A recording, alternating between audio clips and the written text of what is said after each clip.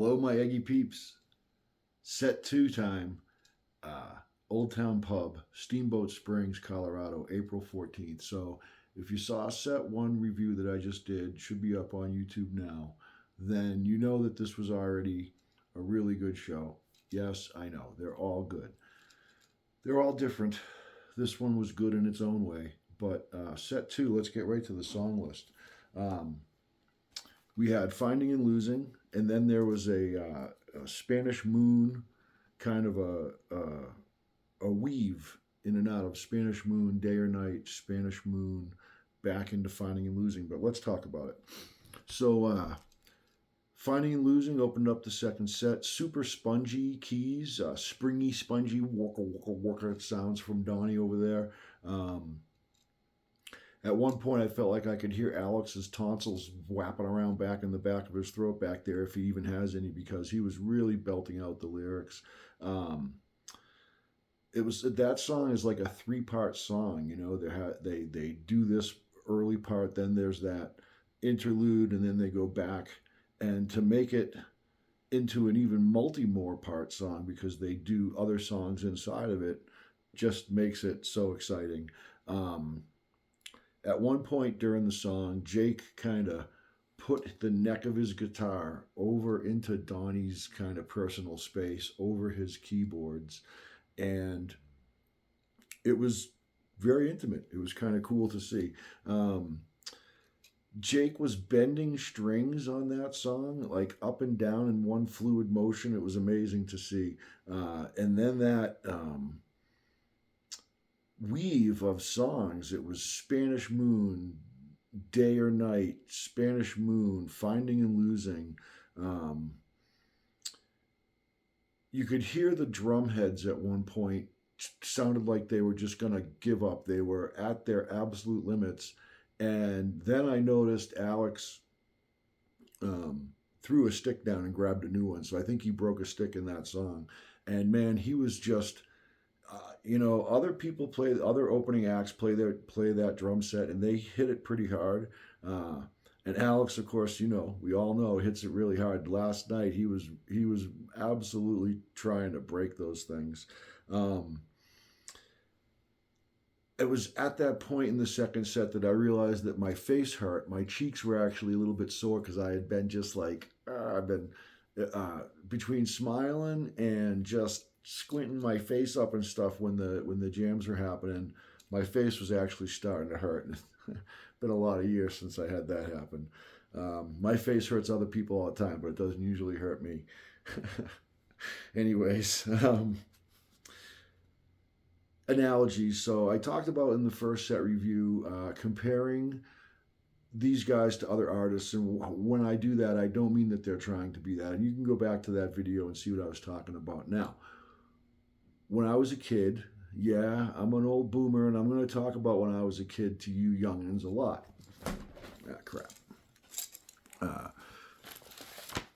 when I was a kid, especially in the 70s, it was commonly basically accepted thing that you would say Clapton is God. And you would see it written down. It would be written on walls and on train cars and stuff. It would just be scrawled in places on bathroom walls. It would just say Clapton is God. And commonly accepted that he was the best guitarist to walk the earth. And last night I made the note that Brownstein is God. And the way I meant that was, again, that, this person is going to, this person's talent is legendary. And I mentioned once before on a Facebook post, Jake Brownstein is the Eric Clapton of our time. And a couple people went on and kind of trashed that post a little bit because of Clapton the man and what he has, the public sees in him now. But I'm not talking about that. I'm talking about hands-on strings and heart, spirit, and mind through instrument, not anything else. So Brownstein was Clapton last night. He had the even the body language was similar in a lot of ways. Maybe that's just a guitarist thing. I don't know. When they master their instrument, they stand a certain way. But he had a stance about him last night that was I own this. I own this place. You know. Super soft touch on the strings, while Donnie's keys were just off the.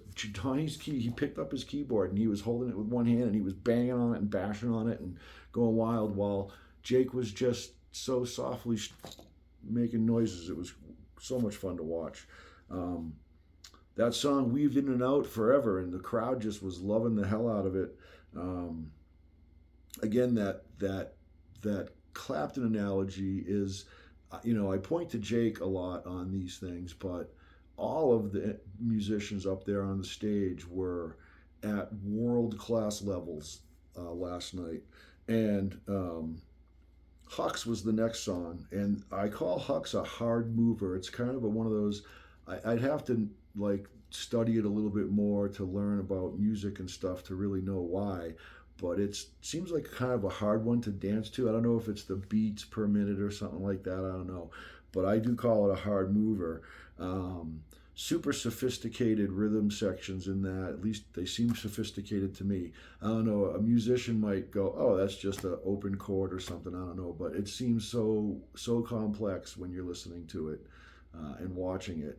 Um, and It was like a steeplechase. There was watching Jake's fingers and looking over at Mike and Jake and Mike and Jake and Mike and Jake. It was uh, a musical tennis match almost, and they built up a literal centrifugal force. You could feel it like just starting to, and I don't know, the lights probably had something to do with that too, but it was just like you could just feel the energy in the room just swirling and concentrating down into this single point. Um, yeah, it was legit. And I don't know, if other people feel like that stuff. I guess maybe I just think visually. I don't know, but either way, I'm having a hell of a good time, so it doesn't matter. Um, there was a quick break. Um, Knobs were adjusted, belts were tightened, pedals were clicked and touched, and quick glances were given.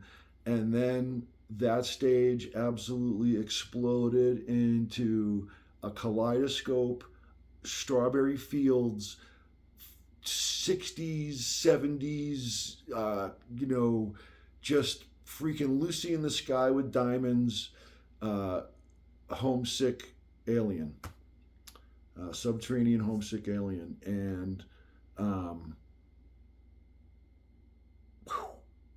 the place was just melting. Let's see what else do I have on that. Oh yeah, that reminded me really a lot of. They took it to, like, again, going back to that 70s boomer thing. Anagata Davida. Back in the day, there was this song on the radio called Anagata Davida by Iron Butterfly. And if you have never heard of it, check it out. Go to the long version. I think it might be 18 or 20 minutes. There used to be like a 4 or 5 minute radio version. Don't listen to that. It's just like an excerpt. It's like a short of the actual song. Listen to Anagata Davida, then listen to last night's Homesick Alien, and you'll see what I mean. Just like the way it plays out. And then there were parts of it that had, like, to me, it sounded like I just thought of water rushing through like tuned glass pipes. Donnie's keys were these like liquid wind chimes that were the coolest fucking thing to hear. Literally got goosebumps a couple times to it. And when you hear it on Nugs, I'm not sure if it'll be mixed, the same way we heard it last night. But when Donnie dropped a couple of those keys, they were super loud and like cutting through everything else, which made it kind of this ethereal kind of sound. Um, Jake gets a lot of attention, but I feel like Donnie, you could put Donnie on like a lazy Susan in the middle of the stage, or have him sit still and have everybody else on the stage just kind of circling around him. He's as much a star of the show as any of them are. And it's funny because that's set break. I overheard a couple people talking about Donnie, and they were saying like he looked like a Greek god and stuff. And so it's just cool to see people just loving these guys so much, you know. They were like, he's so good on piano, and oh my God, and he looks so gorgeous and all this. And it was just hilarious to be standing there kind of hearing it quietly to myself. Um, yeah, they knocked down all the barriers to jams last night. That Subterranean Homesick Alien was just this crazy kind of a energy set that was, everybody needed to take a break after that. Leatherback was the next song. There was a time in my life when I could almost call the 4-digit lottery number in Massachusetts back in the day. Like I just had like this little bit of clairvoyance where I literally like won the daily number like once a week for about a month, where I just knew what the number was going to be within a digit the next day. I had that feeling about Leatherback.